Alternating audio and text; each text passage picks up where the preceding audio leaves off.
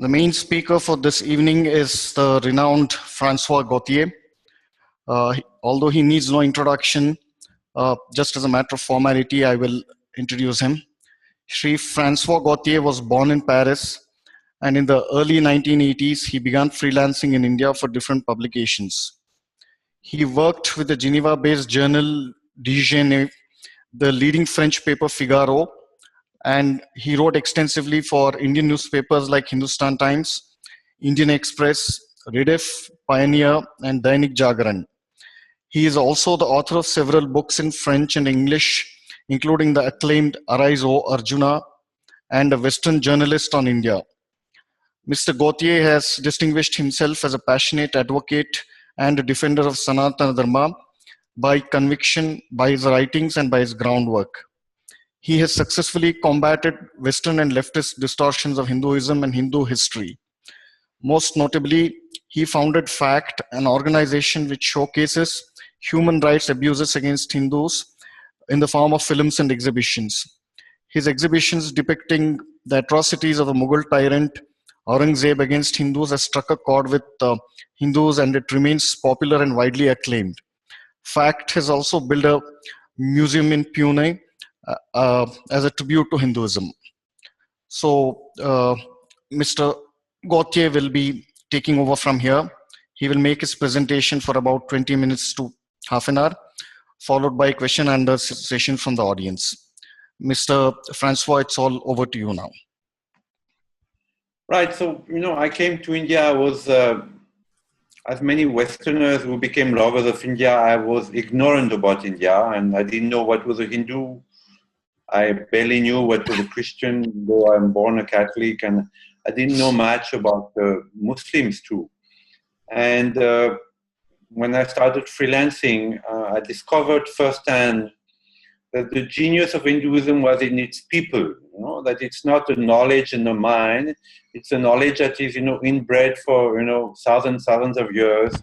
And the simple people of the countryside have this acceptance, this on-the-ground knowledge, that God may manifest himself or herself at different times using, different names and different scriptures. So my first taste of Hinduism was the people of India, their gentleness, their tolerance, their acceptance. I freelanced mostly in Tamil Nadu and Kerala in the beginning. And when I came to Delhi and became a political journalist, I had never forgotten that. Plus, I read Sri Aurobindo, who was a nationalist, before it was fashionable to be a nationalist, much before the Mahatma Gandhi. He had, asked the British to leave, and he was also a great defender of Hinduism. So when I became a political journalist, I already had a, acceptance and a knowledge about Hinduism. Kashmir opened my eyes because though I knew mentally, I had seen, what Hinduism was. In Kashmir, I saw how Hindus could be persecuted and, could be killed and could be, chased out and become refugees in their own country. So I covered Kashmir for a long time in the years where it was really the worst time in Kashmir, say from 87, 87 till 97, these 10 years.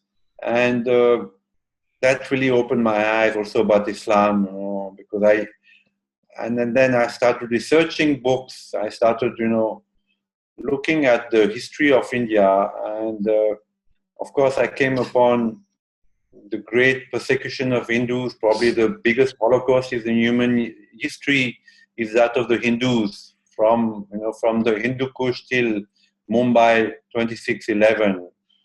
Hindus have been the most persecuted people in the world, and yet they kept their faith.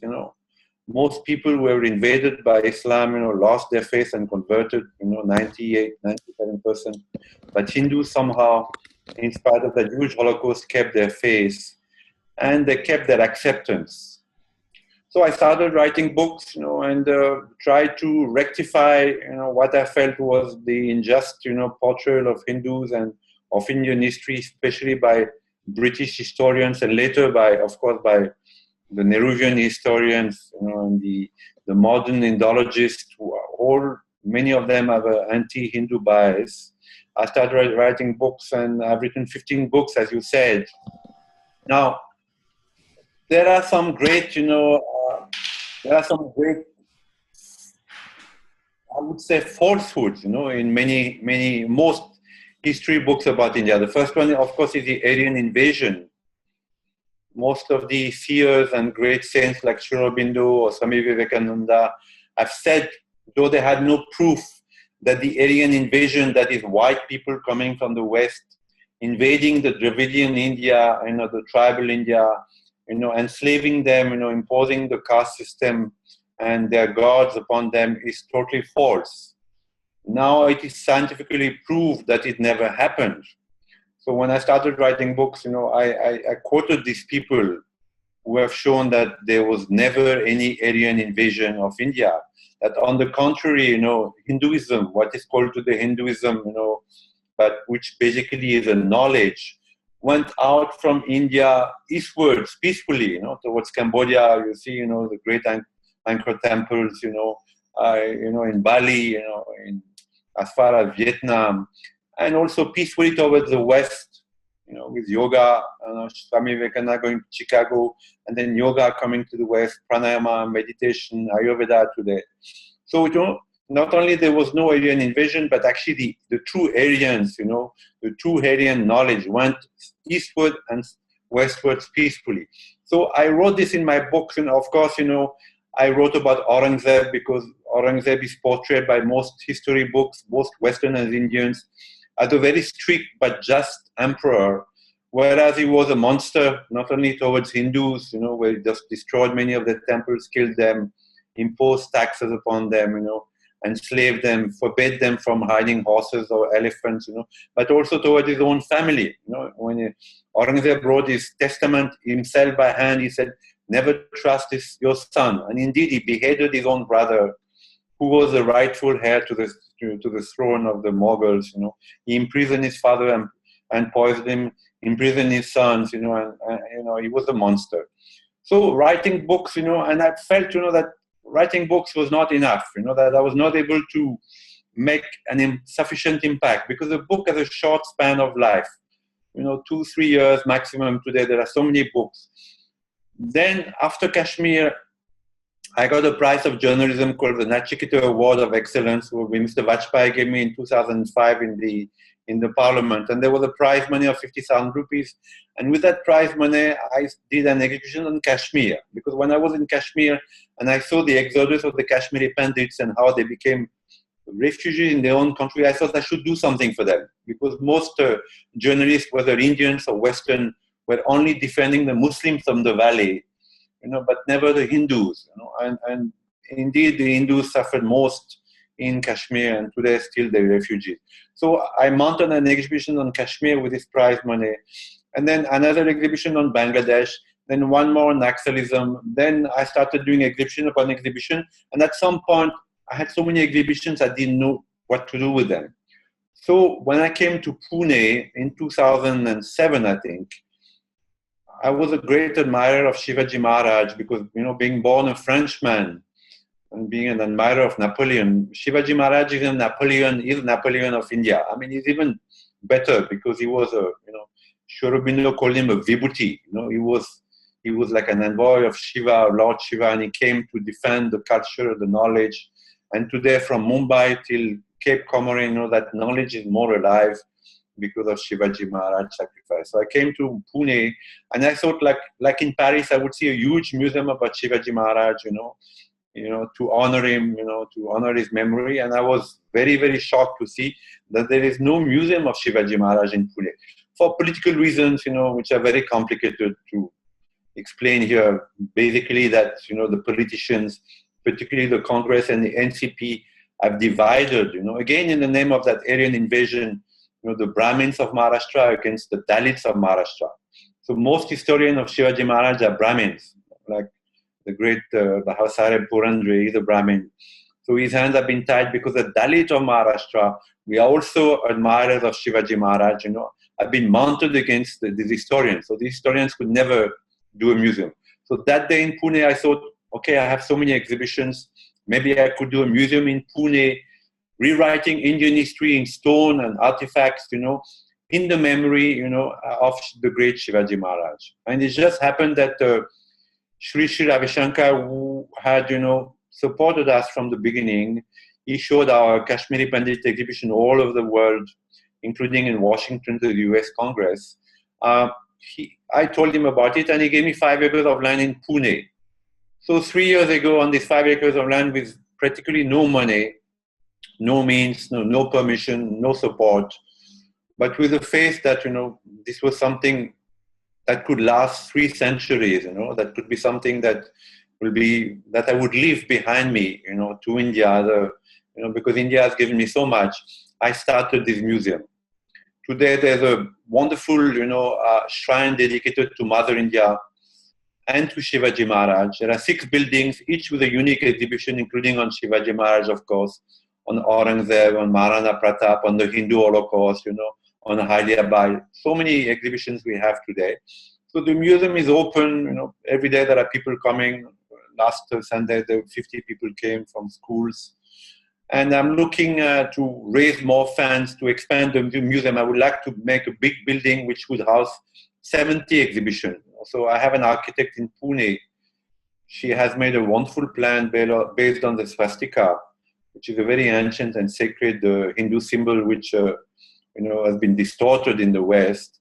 And recently went to the US last month to raise funds. We did raise some funds. So hopefully by the end of the year, I will start on this museum. So my work, has been actually from an outsider, born Catholic, to someone who became a lover and defender of Hindus. There are not many journalists who are defenders of Hindus, unfortunately. To a journalist, then a writer, and then a museum builder. It's a very difficult but very noble task. So I do hope that, and of course I continue to be a journalist because I think it's important that, I keep my credibility. So I keep writing books. I have one in French that came out last year. I have a book on Shivaji Maharaj, which I just finished for an American publisher called Hay House, which also has got a subsidiary in India. I keep writing articles. I wrote in Outlook recently in India Today. Next week I have another article in India Today. I keep writing for Indian newspapers. I'm a teacher of my wife of pranayama techniques because I've been practicing pranayama for 20 years, and it's really helped me a lot, for my own mental health and physical health, and as a journalist. I ran a magazine also in French, published in Paris on India, which is the only magazine in the French-speaking world entirely dedicated to India. I'm involved also in Auroville, where I have a house. So many faced activities, but the museum has become my main activity. That's basically a short history of my work in India. Thanks very much, Sri Francois. Now I throw the floor open to the participants for any questions. You can unmute your mic and then address your questions to Sri Francois.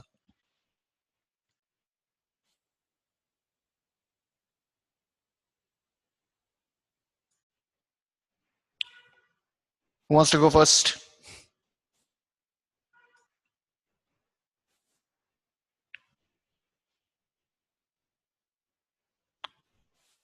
Yes.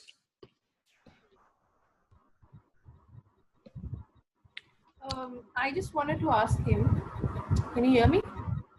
Yes. Right. I just wanted to ask Mr. Gautier, what attracts him to India apart from Hinduism so much? I've read him, I've heard his interviews, and he seems enchanted. So,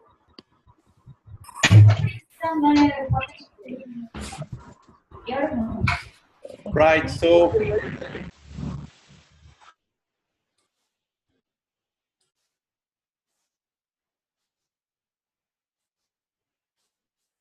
very young, and I came to India by accident. I was very young. I wanted to go around the world because I thought, that it would make a man out of me.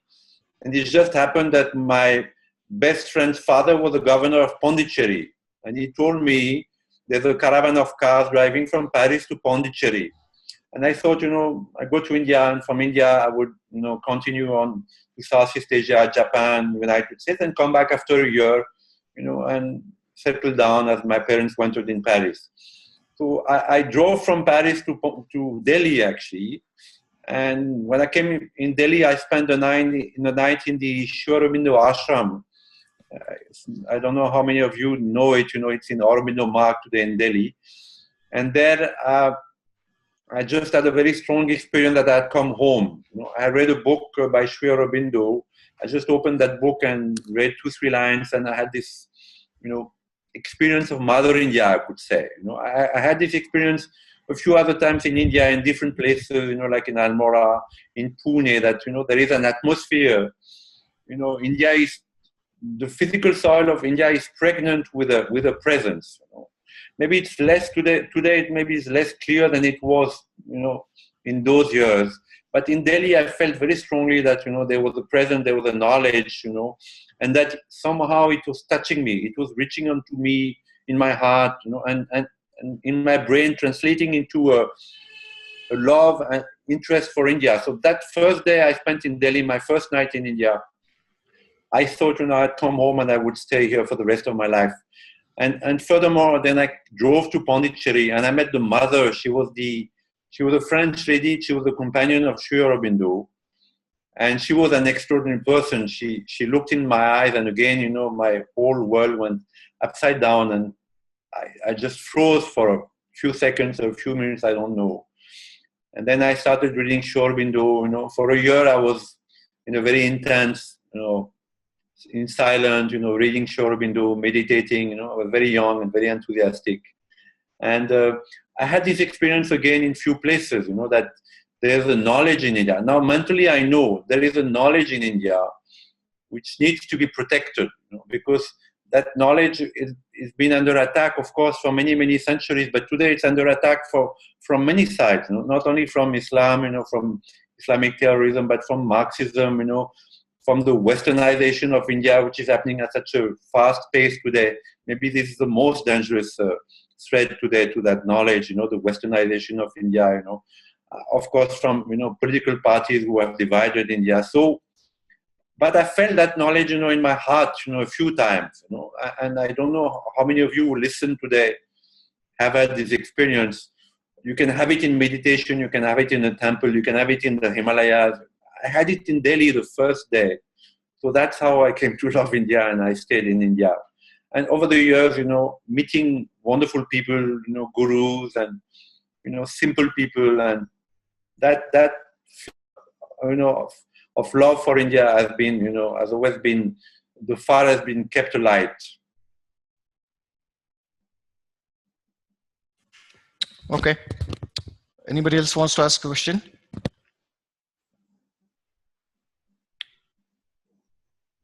You can unmute your mic and then address your question to Francois.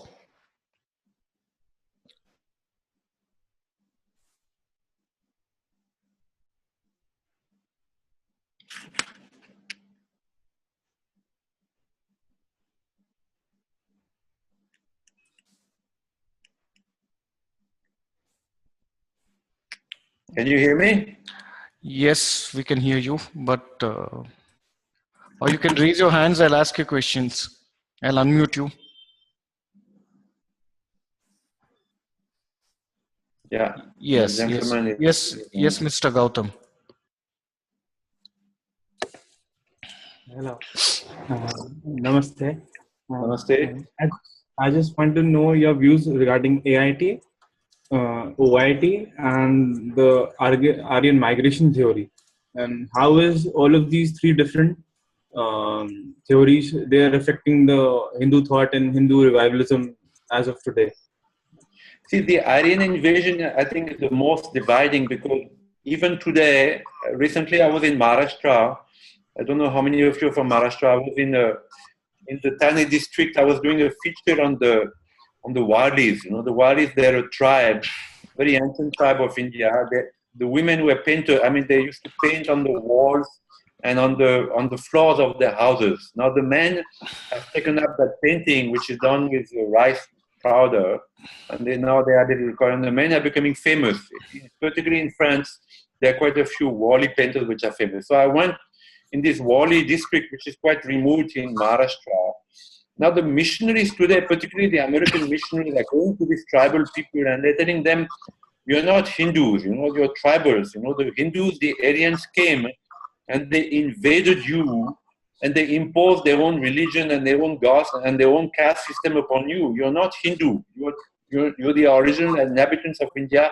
Convert to Christianity. And actually today the Wallis have, 60% have converted because of course these missionaries have a lot of fans, ignorant people in the West, give, millions of dollars for converting, people. So this Aryan theory is used politically today, someone like Mr. Karunanidhi in Tamil Nadu, said that whenever Mr. Modi speaks Hindi, he says, no, we don't want Hindi. It's an Aryan language imposed upon us, Dravidians. But actually, there has never been an Aryan invasion. But it's divided India like anything. Brahmins against Dalits, Souths against Norths, Dravidians against Hindi-speaking people. It's a profoundly dividing, theory, which is the foundation of every history book in the world. Even though today, people like Romila Thapa, or Mr. Witzel in America, or Wendy Doniger, or Christophe Jaffreux in France, they know, that series, that it's showing now that it never happened. There are proof that it never happened. So they've taken a distance from it. Romila Thapa says, it may not have happened, but it's still the foundation stone of every history book in the world, and it's still dividing India. So the first thing to remove from history books, and indeed, in my museum, I have an exhibition on the Aryan invasion theory that never happened. Is that theory? What was the second part of your question? Yeah, I just wanted to know what is like the scientific evidence for Aryan immigration theory? Aryan migration theory, out of India theory, and Aryan invasion theory. How was these three different, and how are they affecting India's? The Aryan migration, there have been many books, including by French scholars, that showed that, for instance, the Greek mythology, and the Greek philosophy borrowed a lot from the Vedanta philosophy. Even further, there have been books, and you can send me an email, I'll send you the links. There have been books that show that the Celtic, civilization, in the West, in Europe, has a lot, borrowed a lot from the Vedic civilization. So there have been studies, though it has not been, accepted really by, by universities, by scholars today. But there was a time in the 19th century where, great German philosophers like Nietzsche, quoted from the Vedas, or French, writers like Voltaire of the 18th century quoted extensively from the Vedas, the Bhagavad Gita. So the influence was there till the missionary, till the British led the missionaries into India. And then there was a cut. There was a cut, and there was not only a cut, but there was a downgrading of that great culture and great philosophy, and great spirituality. So the migration of the alien philosophy and spirituality over the West, there are many books about it. So one day it will come up and it will become mainstream. At the moment, it is not mainstream yet. Thank you.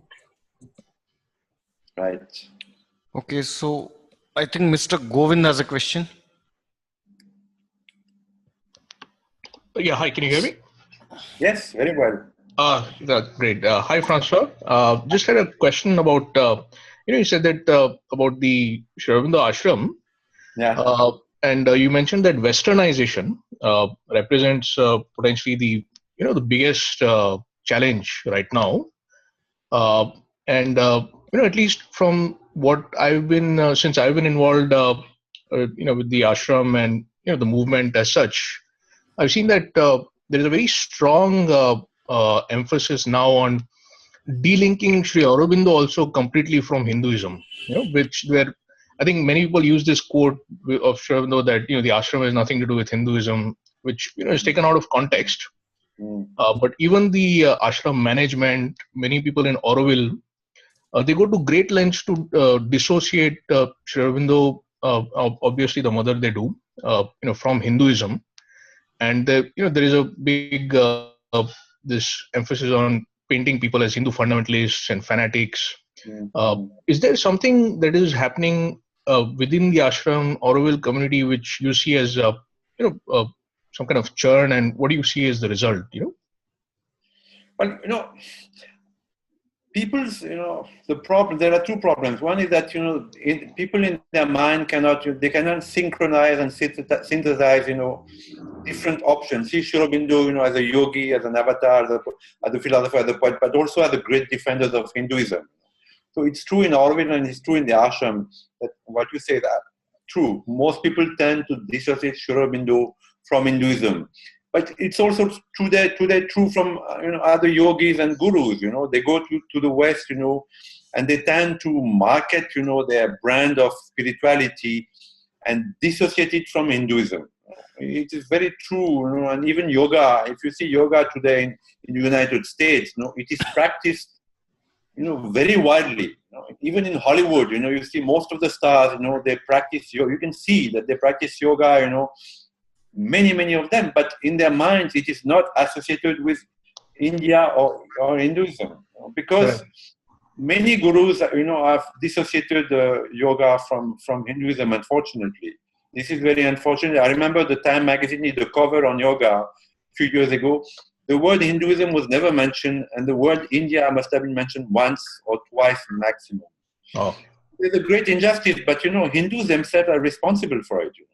I mean, I'll talk about the ashram later, but in the States, because I was there recently for a month, 97% of the Hindus were there are just, they're just blending into the American way of life. They don't keep the Hinduism, they don't keep they don't, not only they don't practice Hinduism, but they shy away from being Hindus. This is a great catastrophe. This inferiority complex that many Hindus have, particularly when they travel abroad, particularly when they go to America. It's a loss to India, it's a loss to themselves, it's a loss to America, because Hinduism is so special. I mean, not only the philosophy, which is so ancient, the spirituality, which is so universal, but also the practice, the pranayama, the yoga, the hatha yoga, the medical side, They are such wonderful gifts to the world, and Hindus themselves are not, marketing it. And their gurus tend to, market it, brand it, with their own names, and not remind the world that, it comes from Hinduism. Now, as far as the Sri Aurobindo ashram and Auroville are concerned, yeah, it's very sad, it's very sad that everybody has swept under the carpet the fact that Sri Aurobindo allowed his brother Barin to build bombs in his own house, in the basement of his own house, because in the true spirit of the Bhagavad Gita, he thought that to kick out the British balance was maybe necessary. That is what the Bhagavad Gita tells us. That if your people, your country, are in danger, if your women are raped, if your children, are enslaved, your men are killed, it's all right to use violence. So Ahimsa remains the supreme truth. It's all right to use violence. And Sri Aurobindo reenacted that, I mean, for maybe 10 years, from the time he landed in India till the time he took refuge in Pondicherry, he had that vision, he had that thing. And today it's been swept under the carpet, and very unfortunate. And Auroville, there are many Westerners, they're very ignorant about India. They read the newspapers, The Hindu, which is basically an anti-Hindu newspaper, So it's a little sad because after 30, 40 years, they have the same stereotyped ideas about India, the same idea that Hindus are fanatics and dangerous. I know many people in Auroville who tells me that, Hindu fanatics are as dangerous as Muslim fanatics, which is a total untruth and total paradox.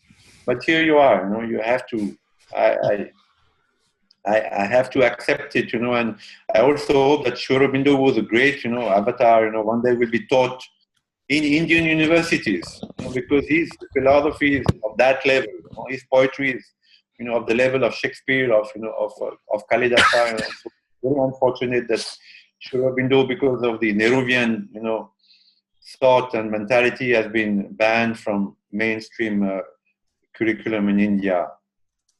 Very sad. Okay. One question on behalf of Mr. Gaurav. He asks, in these last 90 days, uh, have you, Francois, felt any change in the attitude of the present government towards Hindus and Hindu causes? And why are intellectuals like you still not being included in the state institutions of learning? That's a very good question, actually. I feel two things. I feel Mr. Modi is different. His 15th August speech, was very inspiring. I have met him a few times and I already had a high opinion of him. But since he became the Prime Minister of India, you feel that he has the vision, he has the will, he has that drive. Now, the people around him, I think many of them are good people, but they have to work in a system which has been in place for the last 70 years and which is very, very difficult to change. I was in Delhi last week, and I met some ministers, and the whole system is the same. The bureaucrats, each minister has at least 4 or 5 personal assistants, and each personal assistant at least 3 secretaries, so it's practically impossible to reach a minister unless you have a pull. Now in Gujarat, Mr. Modi, because I went to Gujarat also, Mr. Modi had managed to make his ministers work. I went to, a few ministers' office in Gujarat when he was chief minister. The ministers would work. They would not, receive people seeking favoritism or relatives, seeking favors. People would come, they would have access to the minister, they would come, line up in the office, come with their work, the minister would be there with his personal secretaries, take notes, and next person, I see it working in Gujarat, but I don't see it in Delhi, and I don't see it coming, for, at least for a year or two, because, the Nehruvian system is so entrenched, the bureaucracy is bloated, It's in the last 10 years. For instance, in Shastri Bhavan, where there are 3 ministries, I can see an increase of 20% of the bureaucrats there, from the secretary to the peon. And this is going to be a huge task for Mr. Modi. So if people have their hands bound, and also, the power system in Delhi is such that it goes to your head, you have to be Mr. Modi to be able to, to keep that, that dedication to Mother India, that dedication to change India. Most ministers that I have seen, at present, it just goes in the head, the huge bungalows, all these secretaries, all this power, this parliament, which is a huge, this Lok Sabha, is such a horrible place. There is no air, no light, there's no, forget about Vastu, there's no logic in this place, And people there is just like a fish market, I attended parliament for many years, and it's like a fish market. And it's because the place is not right, And Delhi is a big bubble also. It's so far away from, from the heart of India, from central India, from South India, and the MPs come there and they just lose their head. And this is what is happening now. In these 19 days, I can see only Mr. Modi, having done work, trying to change things. His speech on the Red Fort showed that he observed and he came to some conclusion. But the ministers around him, I don't see that, there's a change, But you have to give them more than 90 days. Okay, thanks for that. Now, I'm going to unmute Mahesh. He has a question for you. Right. Thanks, Randy. Okay. Hi, Francois. My question is that given that we have been divided... Can you speak a little louder? Yes.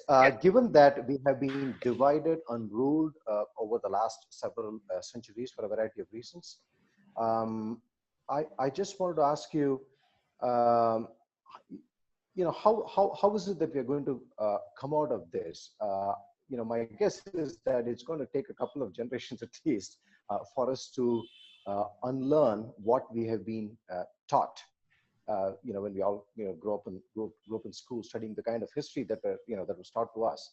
So, and this is going to ride on the overall political landscape, the scenario, and depending on whether the right powers are going to be in power long enough for this change to happen. So, what do you think? What do you think needs to be done for us to get back to a point where we all take pride in our own history, understand the Indian history the right way? What's your thought? What are your thoughts? So basically, you're saying that Hindus have been divided by various factors for centuries, and how to undivide them. Yeah. Now, I mean, it's a simple, arithmetic. Hindus are still, 75 to 80%, of India. Worldwide there are a billion. And Hindus have done well, whatever they exported themselves. Whether it's in the United States where 60-70% of software is run by Hindus. Whether it's doctors in England where 60% of doctors in UK are Hindus. Whether it's it's Mauritius. The indebted labor there in Mauritius, they prospered, and they kept the Hindu-ness, So first, Hindus have to be conscious of their numbers. I've been repeating that for a long time, but somehow it doesn't go through. Hindus have to be conscious of their numbers, of their brains, because they have a lot of brains, and of their power. Their financial power is huge. I mean, there are so many extremely rich Hindus in the world. In America only, the 1 million or the 3 million Hindus in America have a huge money power. In India also, there is so much money in India, which is half of it is underground because of taxes, because of cheating. Cheating is it's one of the factors that I feel is weighing down on Hindus, is that they cheat too much. I mean, they had to cheat for so many centuries because the Muslims persecuted them so much, and then the British also imposed taxes upon them. I mean, 20 million Indians died during the famine during the British Raj. But the cheating has become a way of life for Hindus, and this is something that they have to and Mr. Modi hinted at it in his speech. Corruption, is a huge problem in India, and much of it, is in the hands of Hindus. It's not that, it's a Christian or Muslim which are in corruption. The Hindus are a huge part of that cake. So corruption is a big factor. So if only Hindus could become conscious of their number, I think in those elections, somehow Mr. Modi managed to get the Hindu vote, from the Dalits till to the Brahmins, from the poor to the rich. He got a very fair share of the Hindu vote. So it is possible to unite the Hindus. He was able to strike a note with all Hindus. And it's also true that every saint has said that Hindus are one. Though the British have said Hindus they never were united. There were small kingdoms here and there. We united them. Actually, Hindu-ness is something that unites every Hindu. From the poor guy in Tamil Nadu to the rich IR in Delhi. There is something that can unite every Hindu. If only they could become conscious of it. So the numbers, 1 billion, every 6th person in this planet is a Hindu. That is something that Hindus should know. The money power of Hindu is tremendous. It is tremendous. There is so much money. And the brains, Hindus have so much brains. I mean, the top, you see in the US, all these kids who come first in the spelling contest, many of them are Hindus, because there is in that philosophy, multi-dimensional approach, that God is, one, but he can be many. He or she can take many aspects. So that makes them, have that brain which is able to do fantastic mathematics and have a huge memory. So if to undivide Hindu, I think Mr. Modi is the one man that can do the job. Hindus need a renaissance. They need one man, who can fire them up. What Hindus need is nationalism. Sri Aurobindo spoke so much about nationalism. If you read Sri Aurobindo's writings, in the early 1900s, kept on speaking about nationalism. We need nationalism. Hindus need to become proud of their culture, of their knowledge, of their philosophy, of their ancient medicine. If Hindus become proud, it will unite them. I would say that nationalism, if I have to answer your question in 6 words, I would say nationalism will unite Hindus, and Mr. Modi could be the man, that strikes that chord in every Hindu and makes him or her feel proud to be Hindu. I think when he said, in that speech, that you need now to tell your boys, that what are they doing when they go out? What are they doing? Because the girls, they're not, they're not terrorists. They're not the one who put bombs. They're not the one who rape. It's the boys. And so that, he must have struck a chord. In I don't know, 50 million Hindu women and girls. That day, some pride, some nationalism must have been born into them. So that one man could, nationalism is the answer to Hindus.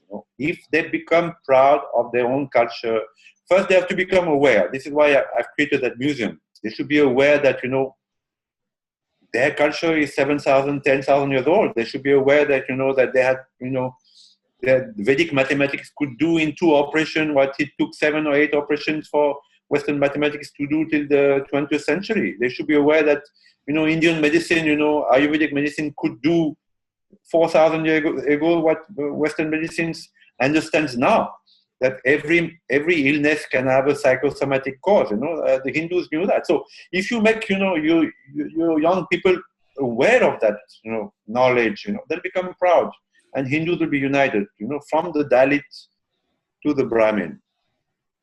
Nationalism is the answer. All right. Thanks. So we have another question from Bandhu007. I'm going to unmute her. Yeah, hi.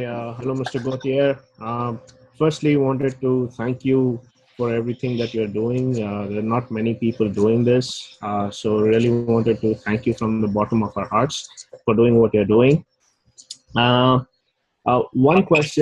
One question that I actually had 2 questions. The first question is, when I'm originally from Bombay, now settled in the US. When I talk to the friends, my relatives, there's absolutely they're living and they've been brought up on the very populist culture of saffron terrorism and secularism, the so-called definition of secularism. So I've kind of completely given up hope on that front in terms of talking to those folks and trying to get at least an idea that there is an alternate, or there is something that really exists behind the scenes that's not very apparent because of the popular news culture, so on and so forth. So I've kind of completely given on that. But to make a short point, in your experience, I mean, you've traveled India, you've known India to a great extent, much better than what I've been exposed to.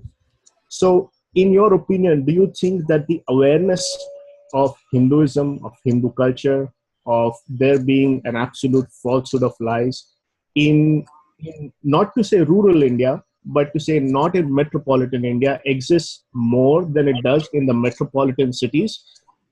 Is there more awareness in a non-English kind of an environment than it is in the populist convent school and this latest crop of international schools coming up? In your opinion, what is happening?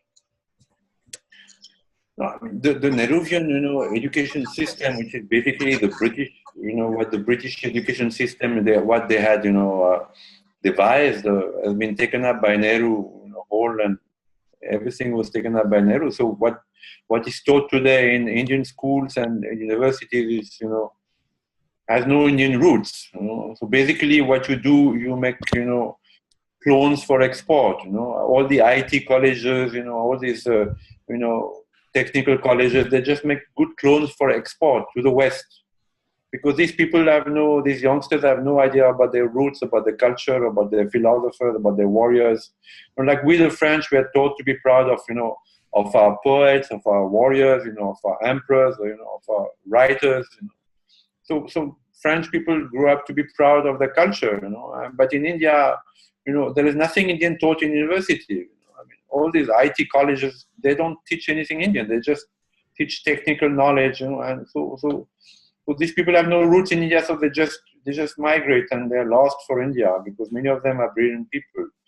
Now, of course, the answer is, I think China is a good example, because if you take China, when Nixon went to China in 1971, the Chinese knew nothing, and they were they were no good in anything, neither in manufacturing nor in sports, and you see in 40 years, they became top exporters, they're one of the top nations in sports because of pride, again, because of nationalism. So, and the Chinese in the US, started looking towards China as a place of interest, as a place of opportunity, as a place of pride, and the Chinese in the US started reinvesting some of their money in China, and in turn they started going back to China to work there because they were proud to be Chinese. So I think the same thing would happen in India if Mr. Modi is able, to revive the economy, to get rid, in some measure. I don't think it's going to happen, very fast. In some measure of this Nehruvian legacy, of that secular, anti-Hindu, pro-Islamic, culture, which is very alive in JNU and in many universities, in India. You will see that your people in the US will start taking first an economic interest in India as a land of opportunity, and then the pride in being Indian, not necessarily in being Hindu, but in being Indian. And eventually, and that is much more long term, when Mr. Modi will be able to, revive the knowledge about ancient Indian culture, and then he'll have to fight, all these JNUs and all these scholars and all these journalists and all these generation after generation of Nehruvian thinkers. Then they'll become proud to be Hindu, but that's a long term. First, let them become proud to be Indian, because India will eventually, in 2-3 years or 4-5 years, become a place of investment for the West. I think the West is looking for an alternative to China, because China, although there are big profits in China, it is not always that profitable. And Chinese people, nobody can guess what they want. Nobody has been able to get through their minds. And they are in competition with the US. There is some, antagonism there. So the US is eventually going to look at India as an economic alternative to China. And later, but not so much later, as a political alternative to China, as to counterbalance Chinese aggressiveness in Asia. You know that China today is in conflict with Japan, with Philippines, with Vietnam, with India, of course, because it's claiming a huge chunk of India, Arunachal Pradesh. So China is a very aggressive, hegemonic country. So the US will look eventually for someone to counterbalance that, that aggressiveness. And India is a natural political ally of the US and of Europe, in Asia.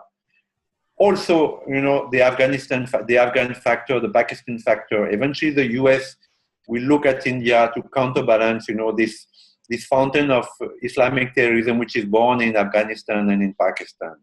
So India is going to become a great place of economic and political interest to the West. And that will, I think that will trigger in Indians abroad, a pride to be Indian first, and later a pride to be a Hindu. All right, thank you. Now, a question on behalf of Sachin. He says, when talking to my friends, there's a lot of concern about Sri Dinanath Batra's textbook episode. Not all of that is a misplaced complex, but some do feel we should push things proven about our ancient knowledge into our school textbooks, and claims must be first taken up after being researched thoroughly and then being introduced. We should not be rushing to push unresearched, sweeping claims. How do we push for more research into our ancient systems? You see, the research is there, it's just that people don't access it. For instance, if you take Aurangzeb, the Aurangzeb, Aurangzeb was a very meticulous emperor, and he lived a long time. He lived for 82 years, which was very old for his time. He was a very meticulous emperor. Every order that he passed, was written down in Persian, and he still, he himself opposed his still on it. So, and they're preserved. They're there, in the Bikaner archive in Rajasthan. So the problem that historians are not accessing research, but the research is there. I mean, it's just that there is an arrogance of this Romila Tapar and all these people. That they are not, they are imposing upon, things for which themselves have no basis. There is no basis to say that there was an Aryan invasion. Absolutely no basis. And yet, they pushed it forward for so long. So research is there in India. There are a lot of research. It has not been accessed. So I'm all for pushing forward in textbooks, things that exist already, and which are based upon, research material, about true material. I think we should not shy from that. We should not, like, there's a new head of the Indian Council of Historical Research, Mr. Rao. As soon as he was nominated by Mr. Modi, he was attacked. But we should not. These people will keep on attacking us. Because they have no other weapons. But actually, knowledge is there, research is there, proofs are there. There are a lot of proof in India that shows, that India is very ancient. We just need to accept them. That's all. All right, now Paulasta has a question. Good evening. Am I audible? Yes, very much. Okay. Good evening, sir. You mentioned Westernization is one of the challenges that modern India faces. One Asian country that was sort of Westernized to an extent was Japan, but they somehow maintained their unique cultural identity. And Japanese civilization, not as old as Indian civilization, but somehow they have combined their ancient civilization with modern science, economics, etc., etc. For which often Japan is, equated with modernity in America itself. Do you think Hindu scholars need to present something as concrete and as rational to be taken seriously, not by America, but by Indians themselves? Well, my opinion is that India is the only country where knowledge was really preserved. And of course, it was preserved by Hindus. Because if you take the simple knowledge of, who we are, why we are born, why we die, what happens when we die, what are the different places of consciousness, what is an avatar, what is karma, this knowledge used to be, I think, pervading in the whole world. It was there in Egypt, it was there in Greece, it was there in Mesopotamia, it was there in Japan, it was there in China. But today it is lost. China killed its own spirituality, of course. They not only, wiped out Tibetan Buddhism, but they also, Mao, in his rush to modernize, killed his own spirituality. So it is only in India that, one can explain rationally, what happens when you die, it's only there. I don't see it anywhere else. In the West, they believe that there is only one life and you die and it's over, It's true in Islam, Islam believes that, if you blow yourself up, you will get 12 virgins in heaven, and so it doesn't make sense. The rational, logical knowledge to explain the world, is there in India. Not only it is there, but it's the future of the world. If the world is to accept, diversity, if we have to accept each other, that knowledge only is in India.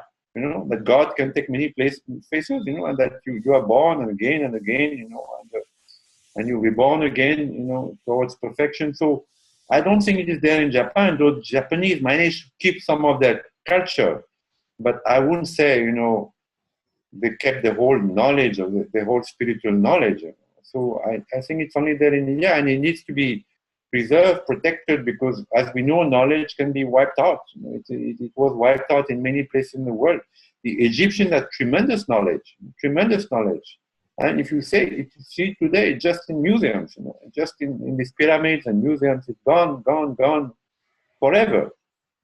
So for me, India is a land of knowledge. Of course, Indians themselves are not always aware. They're not always aware of it. But it's a very rational, and Cartesian knowledge that can be explained to a child. Why you're born, who are you, what's the divine, how he manifests or she manifests. What is the divine energy? What is Shakti? What is karma? If you commit an action, it has a repercussion here, now, later, in this life. So this is a very practical knowledge which we need to put in practical terms, and teach to the world. That's why Sri Aurobindo said that one day India will become the spiritual leader of the world. And I think it happened in some ways, and it will happen further. Thank you. Amrit has a question. Amrit, your turn. Yeah, hello. Can you hear me? Yeah, very well. Okay, hello, Francis. Hi. Yeah, nice to be talking to you after such a long time. I have been reading you for a very long time, Okay. and really appreciate the knowledge that you share. Thanks. Now, my question is about cleanliness. All advanced countries pay great importance to cleanliness. Do you think keeping Indian cities, towns, and cities filthy and not caring much for our mountains and rivers is a part of conspiracy to kill the spirit of Indians? You cannot be proud of yourself with so much filth around. This is why Modi exhorts people to make our country clean. Do you think the way we litter is a sign of our spiritual detachment? And do you think cleaning up the country will contribute towards making Indians, especially Hindus, proud of themselves?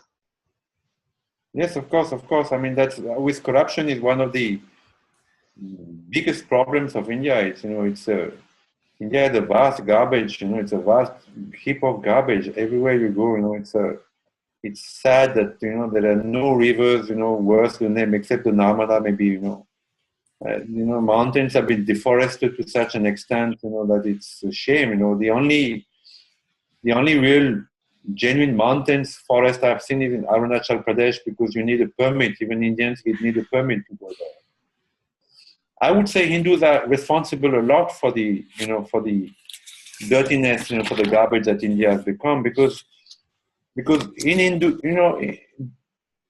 of course the invasions, created a huge havoc in the minds of Hindus, but also Buddhism, was the fact that, the introduction of the influence of Buddhism on Hinduism, that detachment, that all life is illusion, that, you need to withdraw in cave, whole world is Maya.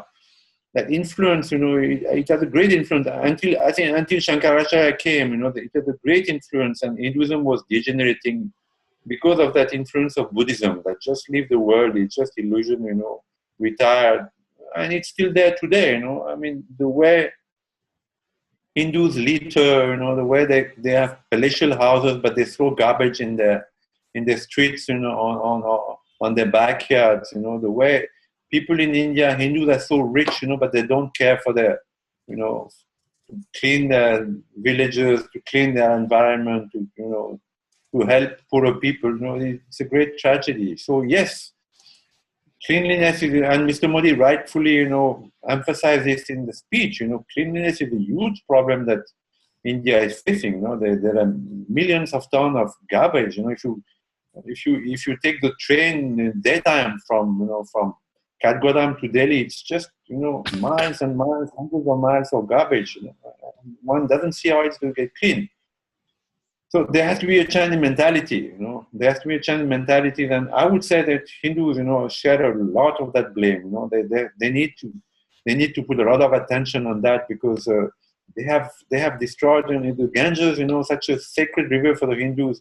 And I've seen Hindus, littering the Ganges, and throwing all rubbish, factories run by Hindus, owned by Hindus, discharging, their refuse in the Ganges, farmers, Hindu farmers, using so much pesticide going in the Ganges. So the Ganges, the most sacred rivers of Hindus, have been polluted by the Hindus, not by the Muslims.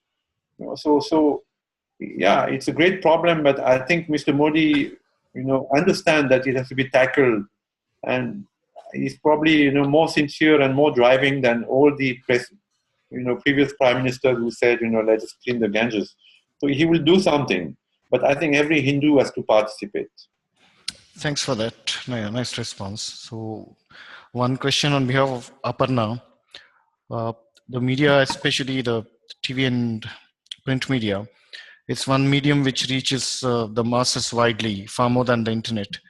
However, there is a bias in them, as you yourself just mentioned. So the internet, where we get to see different versions of the same piece of news, so we can decide how to consume it, that is yet to reach the masses. One problem is that the literacy rate is low as well. Are these the only places susceptible to conversions and persecution, or is urban India just as susceptible to it?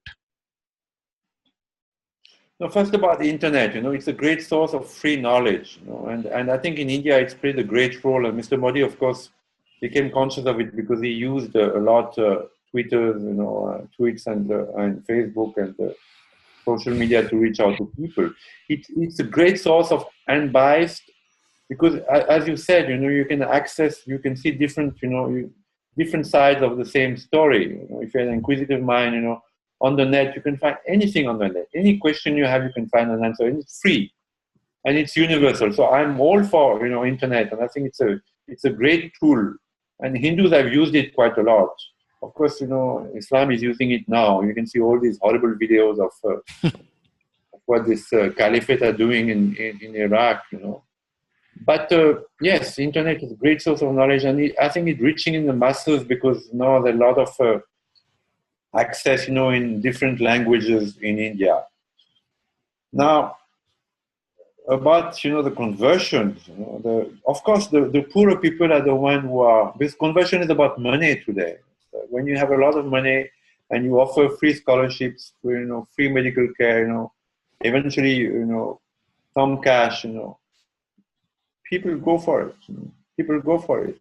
But I would blame the Hindus again, because the Hindus have so much money. They could actually counter, and some of them have done it. That like the Ekal Vidalia schools. There has been some movements who have in the countryside, in the rural side of India, tried to counter the influence of missionaries, the economic influence of missionaries. But so much more needs to be done. There is so much money in India. The image of India, the poor country, the wrong image. There is so much money in this country, and so much of it is in the hands of Hindus.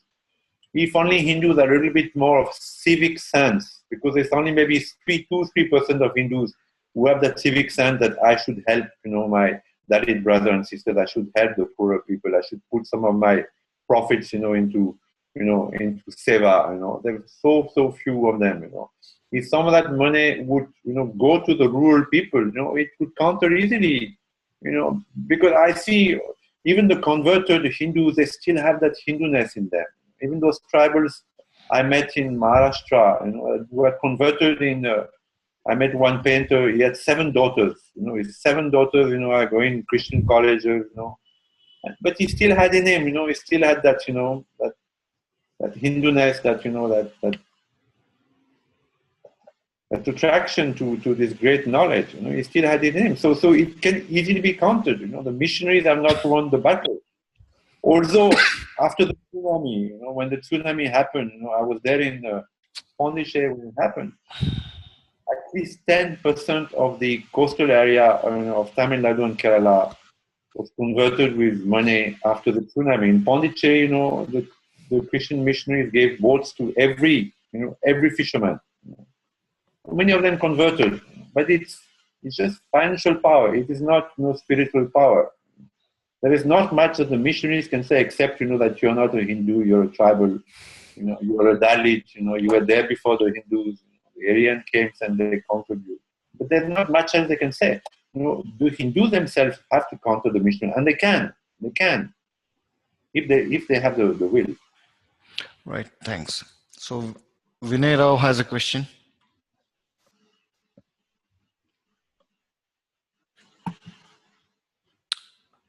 Vinay?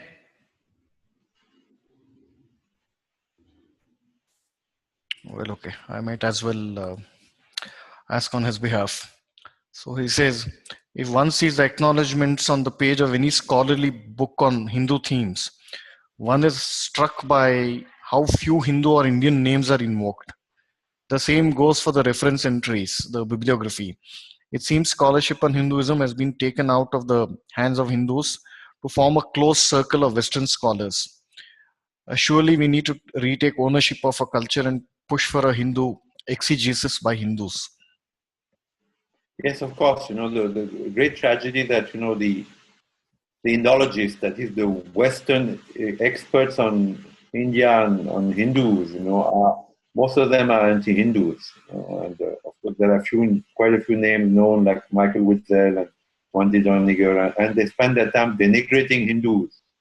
Now, most of them are Christians, and one has to understand that many of these people have a unconscious superiority complex towards Hindus. Even Max Muller had it. Max Muller, though he was a Sanskritist. He translated a lot of the sacred text. He was an admirer of Hindus, but in other sense, he felt, that the Christian religion was superior. So in the same way, all these Michael Witzel, Wendy Doniger, Christophe Jaffolo, and many others, they have this conscious or unconscious, most of the time unconscious, superiority complex. They feel that their civilization, Christianity, let's say the Judeo-Christian civilization, without getting into religion, is superior to Hinduism. And there's always that conflict between so-called monotheism and so-called polytheism. That image of polytheism clings to India, that there are a million gods, because these people, they don't even research properly. If they would research a little bit, they would see that all the scriptures in India said that there's one divinity, there's one supreme God, and that he or she manifests in different ways, so that, everyone can access to that divinity through his or her, atavism. So both the polytheism image of India and the Judeo-Christian superiority complex have warped, this Indology, and Hindus needs to take it back, into their hands, because it's gone totally astray. I agree with you. How many more questions are there, Sandeep? We have about another 5 to 6 minutes. Okay. Meanwhile, Mahesh has a question. Yep. We have a question from Mahesh. Okay. Right, Mahesh? Yeah, okay. Thanks, Sandeep. Hi, Francois. Can you talk a little louder? Yeah, I had asked you a question earlier about how do you undivide the divided Hindu population. You gave a fantastic response. I have a follow-up question on that. I was just wondering if language could become a barrier. If language could become a barrier in uniting Hindus in India. All right. If yes, then how do we overcome it? So, for a long time, Sri Aurobindo had said that Sanskrit should be the unifying language of India. And indeed, if you look at Israel, they didn't speak, for many centuries, they didn't speak Jewish, because it had become perverted. And they spoke, most Jews, spoke Yiddish. That most Jews, got exiled around the world. And they came back to Israel in 47 when Israel was formed. And they only spoke Yiddish. So what the Jewish state did is that, they put scholars for 1 year to work in simplifying and modernizing the ancient Jewish language, which they did, because today every Israeli speaks Jewish and not Yiddish anymore. Now, Sri Aurobindo said that Sanskrit, could be the unifying language of India. For a long time, I've been advocating Sanskrit as the unifying language. But unfortunately, no prime minister has, sat down to modernize. And Sanskrit is a very complex, very complex, language, and for it to be spoken today, it would need a lot of work, scholars to sit down, simplify it, make a new grammar, make new lexicon, and it does not happen. And I don't know if it's going to happen. So Hindi is a second choice. Hindi is not really a very noble language, but I guess Hindi is the only option left today to India. I mean, there's been a lot of resistance in Tamil Nadu, but that resistance has, it has dwindled over the years in the south. And eventually India needs one language which is not English. And Hindi could and should become that language, because Sanskrit, unfortunately, it did not happen. So yes, India needs a unifying language, and Hindi should be that one. All right. So one last question from Garima.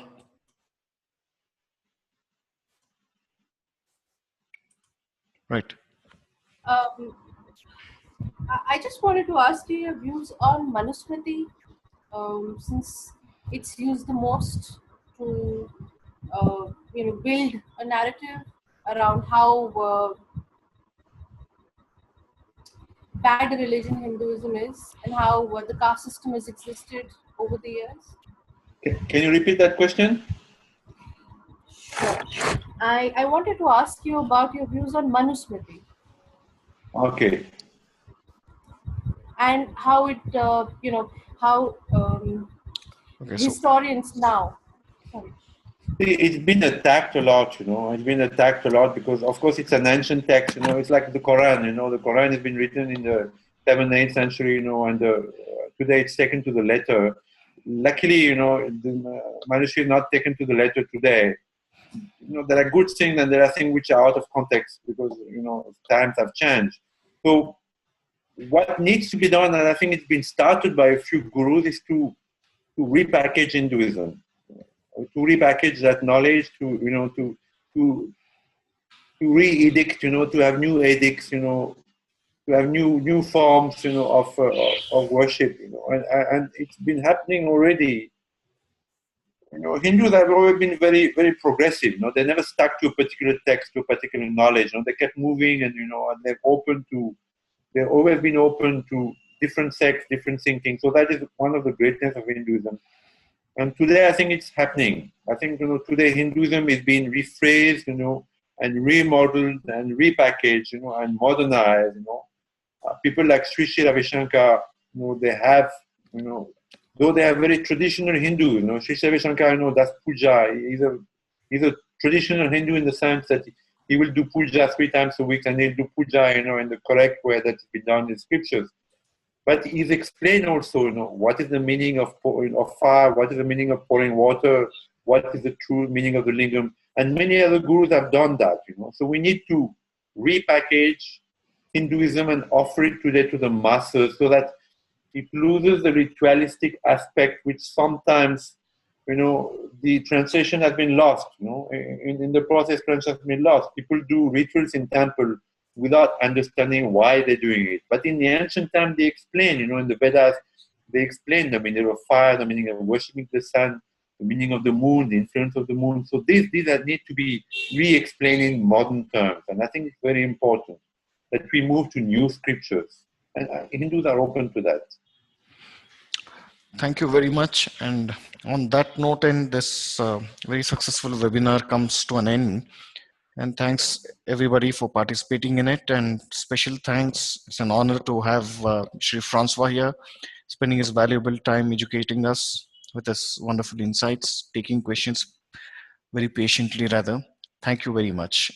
A recording of this will be available on the India Facts YouTube channel. Okay. Thanks. Bye-bye. Have a nice day. Good night. Good night. Good night.